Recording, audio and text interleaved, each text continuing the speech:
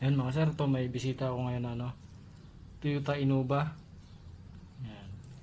Bali, ang issue nito mga sir, yung sa fuel gauge lang niya. 1/4 pa lang yung yung nasa reading, empty na pala sa tangke. Ayan. Pero nagpo-full tank naman daw siya pag pinull tank nila. Kaya lang, kahit wala ng laman ng tangke, ang reading dito nasa 1/4 yung needle. Kaya tumirik daw yung isang bisis yung may-ari kasi umasa siya na may laman pa kasi 1/4 daw dito sa fuel gauge eh. Pero sa tangke pala wala nang laman.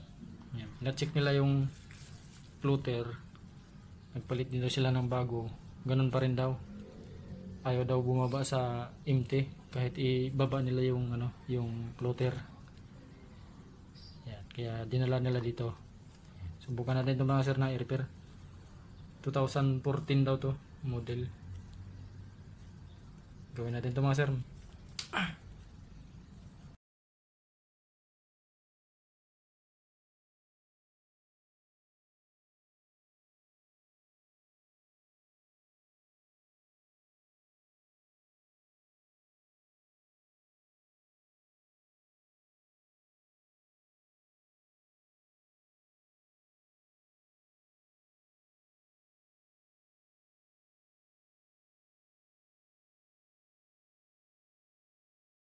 Alaks ang daan ko.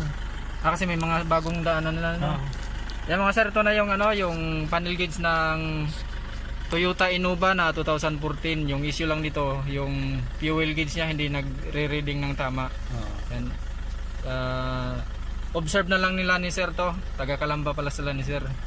Tapos update na lang nila ako. Sir, update niyo lang ako sir na. Okay. Kasi yung issue nito, 1/4 yung sa reading pero wala na palang laman sa tangke. Natirikan kay sir. Tumirik daw sila sir.